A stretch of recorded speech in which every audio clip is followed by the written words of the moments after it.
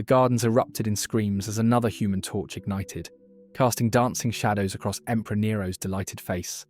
Men, women, and children, their bodies drenched in oil and pitch, were being burned alive as living candles to illuminate the imperial party. But these weren't criminals or war prisoners. These were Roman citizens whose only crime was following a new religion called Christianity.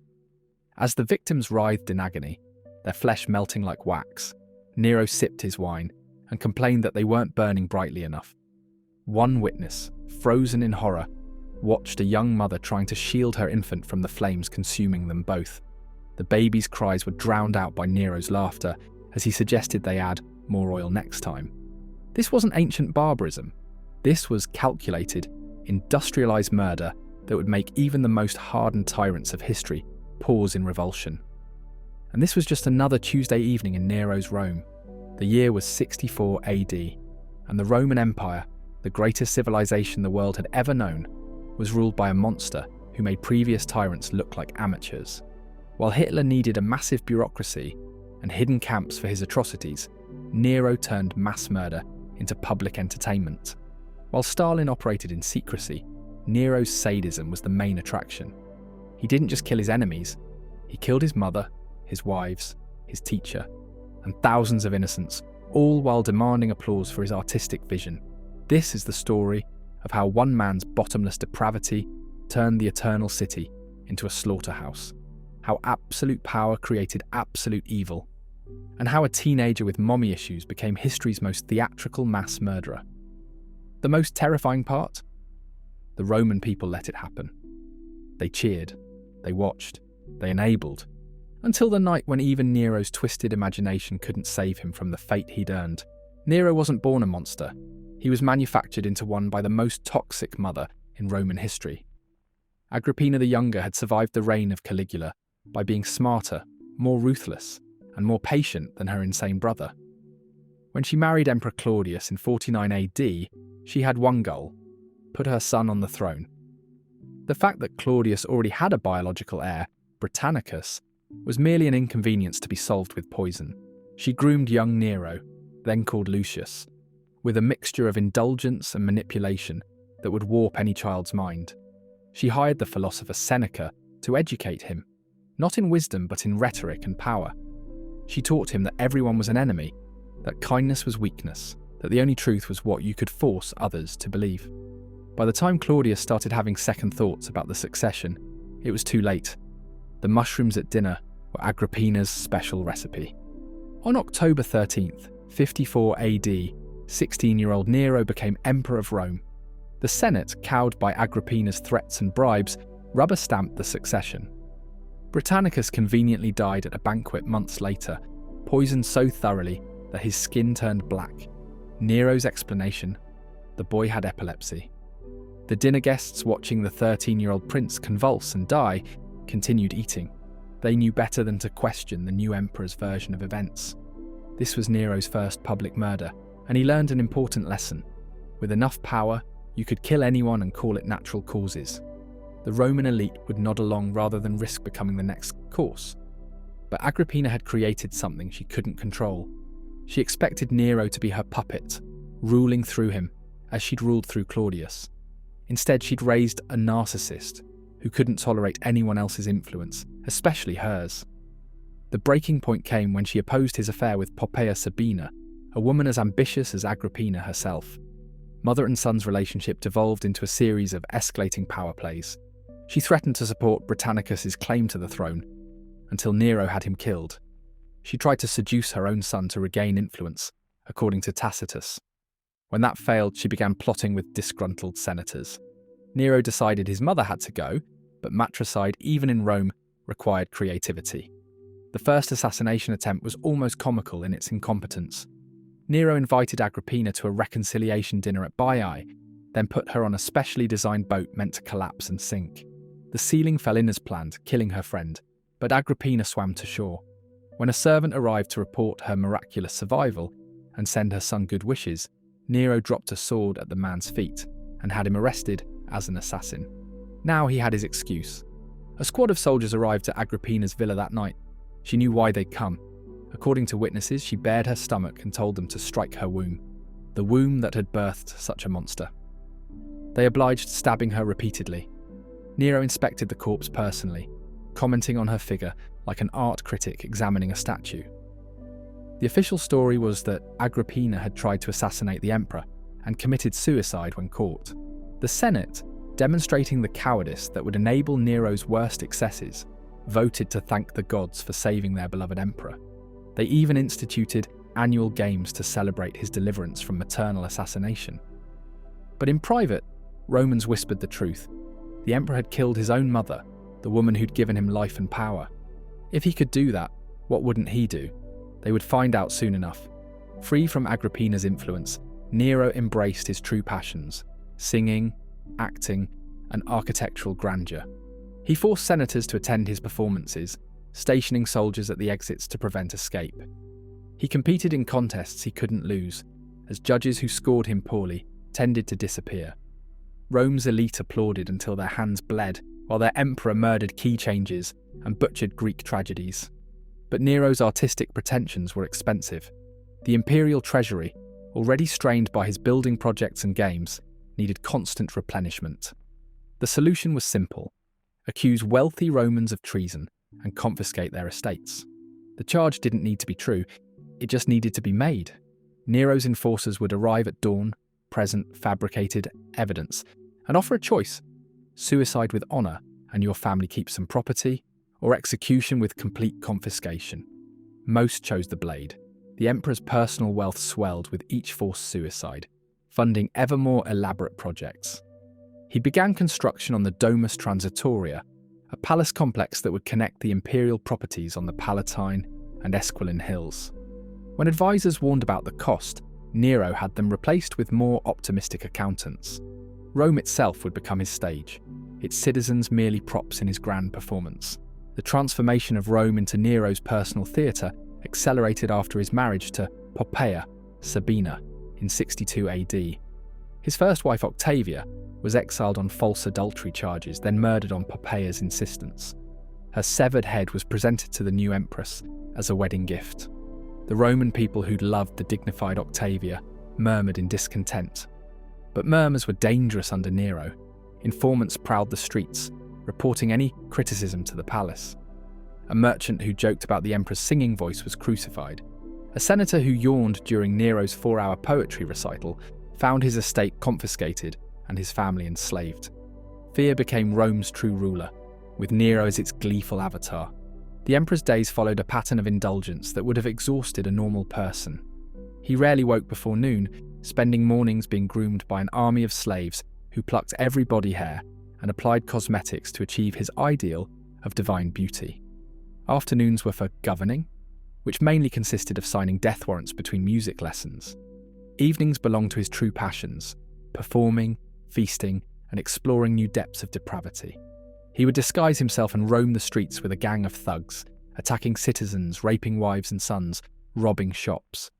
When one victim fought back, not recognizing the emperor, Nero had him executed for assaulting a common thief. The message was clear: even when committing crimes, Nero was above justice.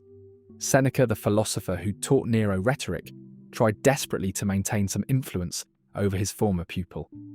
For years, he and Burrus, the Praetorian prefect, managed to limit the worst excesses. They redirected Nero's attention to games and building projects rather than mass executions. But as Nero grew older and more confident in his power, he chafed at any restrictions. When Burrus died, possibly poisoned, in 62 AD, Seneca saw the writing on the wall. He tried to retire, offering all his wealth to the emperor in exchange for a quiet life. Nero refused, insisting his beloved teacher stay at court. They both knew this was a death sentence delayed. Seneca spent 3 years waiting for the inevitable, writing philosophical letters about facing death with dignity, while knowing his own was being planned in the room next door. The catalyst for Seneca's doom came from an unexpected source: a bungled conspiracy. In 65 AD, a group of senators and knights, led by Gaius Calpurnius Piso, hatched a plot to assassinate Nero during the games. The plan was betrayed by a slave seeking reward. Nero's response was swift and terrible.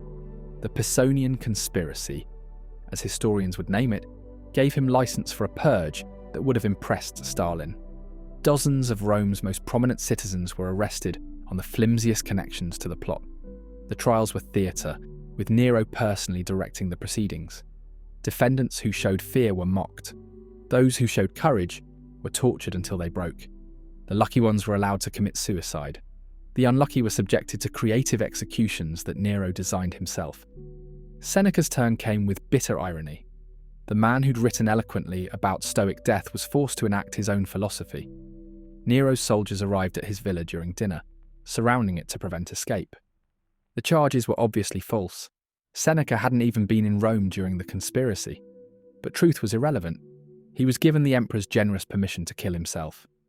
Seneca opened his veins in the traditional manner, dictating philosophy as he bled. But his aged body refused to die quickly. He tried poison. It didn't work.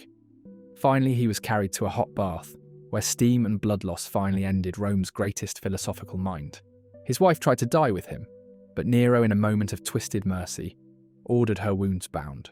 He wanted witnesses to survive and spread fear. The purge following the Pisonian conspiracy eliminated much of Rome's intellectual and moral leadership. The poet Lucan, Seneca's nephew, was forced to commit suicide at age 25. Petronius, the arbiter of elegance who'd helped design Nero's parties, turned his own death into a final insult. He spent his last hours cataloguing all of Nero's sexual perversions in a letter, then sent it to the emperor as he bled out. Each death removed another voice of potential opposition, another memory of what Rome had been before Nero. The emperor celebrated the purge with new performances, singing songs he'd composed about treacherous subjects, learning the price of disloyalty. The Senate applauded and voted him divine honours. They had no choice. Those who didn't clap enthusiastically enough joined the next round of executions. By late 65 AD, Nero had killed his mother, his brother, 2 wives, his teacher, and hundreds of Rome's best citizens. But his greatest atrocity was yet to come. In the summer heat of 64 AD, as Rome slumbered unaware, something was stirring in the shops near the Circus Maximus.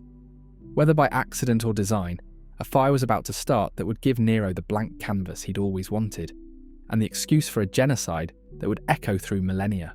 The fire started just after midnight on July 18th, 64 AD, in the wooden shops clustered around the Circus Maximus.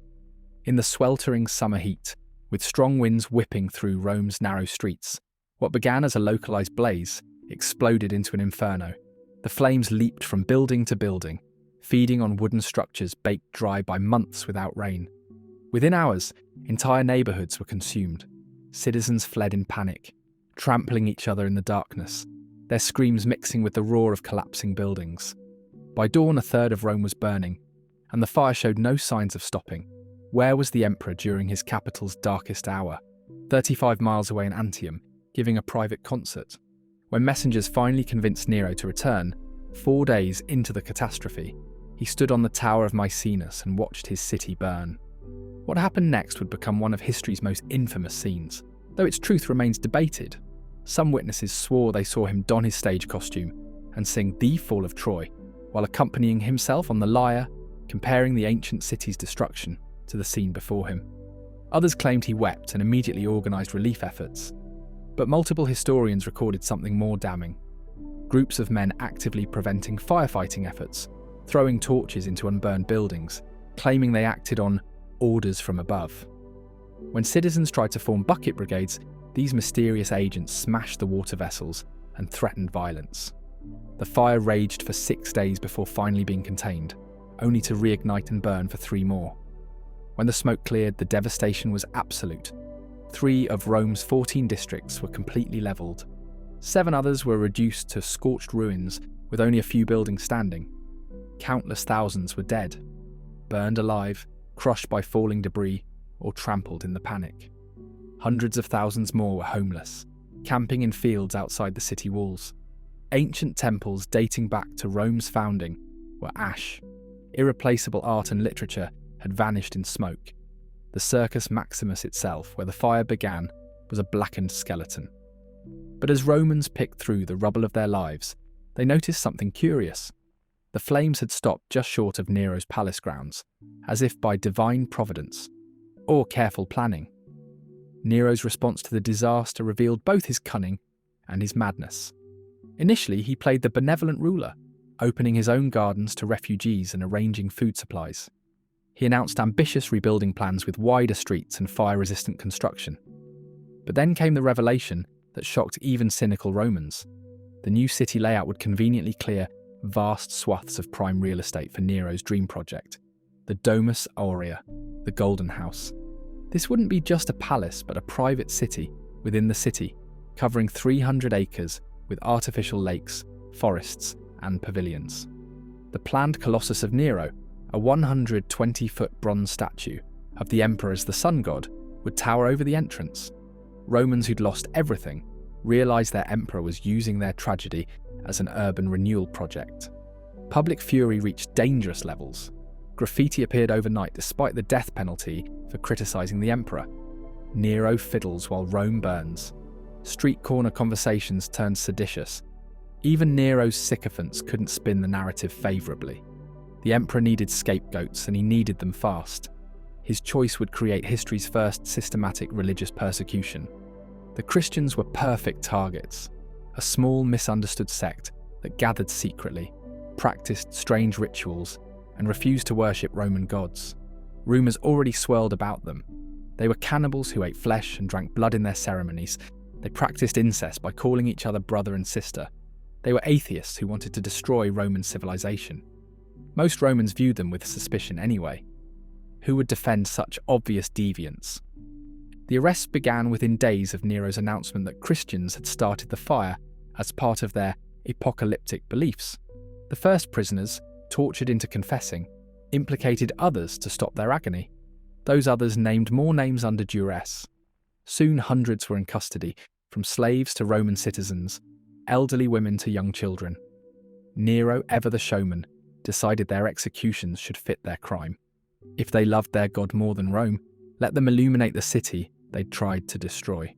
The logistics of mass execution became a grotesque art project. Nero's gardens were transformed into an outdoor theatre of death, with viewing platforms for distinguished guests and refreshment stands for the crowds. This wasn't justice. It was entertainment on an industrial scale. The executions began at sunset, timed for maximum dramatic effect.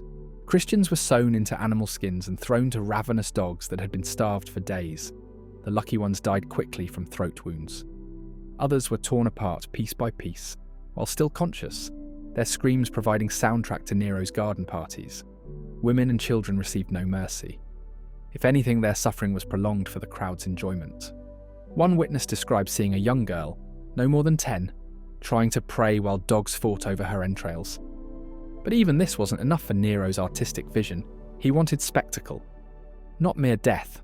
The human torches were his masterpiece of cruelty. Christians were tied to posts throughout the imperial gardens, their bodies coated in pitch, wax, and oil. As darkness fell, they were ignited in sequence, creating avenues of living light. Nero, dressed as a charioteer, rode between the burning victims, encouraging guests to admire how the flames created different colours, depending on what accelerant was used. The emperor provided commentary, like an art critic, noting which victims burned brightest, which combinations of oils produced the most aesthetic smoke patterns. Garden parties continued around the dying Christians, with guests sipping wine and nibbling delicacies while human beings were reduced to candles. Some victims took hours to die, their blackened forms still writhing as revellers danced past. The sheer scale defied comprehension. Night after night, the gardens blazed with human torches. Days were filled with beast hunts in makeshift arenas, where Christians were the prey. Nero invented new execution methods when the old ones grew boring. Crucifixions where victims were nailed in obscene positions, drownings in boiling oil, slow roastings over coal beds. He personally attended many executions, critiquing technique and suggesting improvements. When one Christian refused to scream, Nero had his tongue cut out, then complained that silent suffering lacked dramatic impact. The corpses piled so high they had to be burned in mass pyres outside the city, the smoke a constant reminder of the ongoing massacre. Yet something unexpected happened. The Roman people, no strangers to bloodsport, began to feel uncomfortable. These Christians died differently than common criminals. They sang hymns as they burned. They prayed for their tormentors while being torn apart. Mothers comforted their children, even as flames consumed them both. Their dignity in death contrasted sharply with Nero's sadistic glee. Tacitus, no friend to Christians, recorded growing public sympathy. Despite their guilt and the extreme penalties they deserved, people began to pity them, for it was felt they were being sacrificed not for the public good, but to gratify one man's cruelty. Even hardened Romans who enjoyed gladiator games found the systematic torture of families disturbing. The killing continued for months, the exact death toll lost to history, but certainly in the thousands. Nero's appetite for creative murder seemed infinite. When regular Christians grew scarce, he expanded the definition to include anyone who wouldn't publicly curse Christ. The prisons overflowed with suspects awaiting their turn in the gardens. But the emperor's greatest atrocity was transforming genocide into performance art. He didn't hide his crimes like future dictators. He celebrated them, made them central to Roman social life. Attending the torture gardens became a test of loyalty. Those who showed disgust risked accusation themselves. Rome's elite learned to laugh at burning children, to applaud creative dismemberments, to treat mass murder as evening entertainment. By early 65 AD, the Christian persecution had achieved its goals. The sect was decimated, driven deep underground. Nero's golden house rose from Rome's ashes, its ostentatious halls an artificial lake, a monument to imperial megalomania. The emperor declared himself the greatest artist who ever lived, having transformed Rome itself into his masterpiece. But the seeds of his destruction were already sprouting. The army, disgusted by their emperor's priorities, grew restless. Provincial governors, taxed to bankruptcy funding Nero's projects, whispered rebellion. Even the Praetorian Guard, enriched by Nero's bribes, wondered if their strange emperor had gone too far. The Christians were gone, but their prophecy of judgment seemed to hang in the air. Nero had turned Rome into hell on earth. Soon he would discover that even emperors can't escape the flames they kindle. The end came in 68 AD, and it was pathetic. When the Spanish governor Galba declared rebellion, Nero's carefully constructed world of terror collapsed like a theatre set. The Senate, sensing weakness, declared him a public enemy. The Praetorian Guard, bought so many times, found a higher bidder. As troops marched on Rome, Nero fled to a freedman's villa outside the city, disguised as a slave, the ultimate irony for an emperor who treated humanity as his playthings. There, trembling and weeping, the man who'd burned thousands alive couldn't even manage his own suicide properly. His shaking hands couldn't hold the dagger.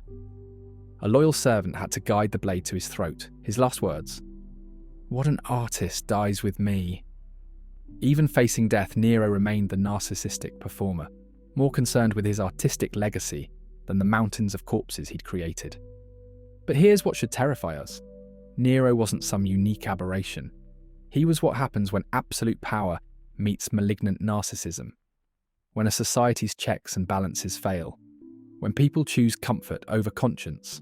The senators who applauded his matricide. The crowds who cheered at his torture gardens. The guards who followed orders. They enabled every atrocity. Sound familiar? It should. History doesn't repeat, but it rhymes. And Nero's song echoes in every dictator who turned state power into personal sadism. Every society that let fear override humanity. Every person who stayed silent while their neighbours burned. The Roman Empire survived Nero, but barely. The year following his death saw 4 emperors as the empire nearly tore itself apart. The damage went deeper than politics or economics. Nero had broken something fundamental in Roman society, shown how quickly civilization could become savagery, with the right conductor wielding the baton. If this story disturbed you, good. It should. Because somewhere right now, in boardrooms and war rooms around the world, little Neros are testing boundaries, seeing what they can get away with, counting on our silence and cynicism. The only difference between then and now? We can't claim ignorance. We know how this song ends. The question is, will we keep applauding until it's too late? Subscribe if you want to hear more uncomfortable truths from history, the kind that might just help us recognize the monsters before they start lighting the torches.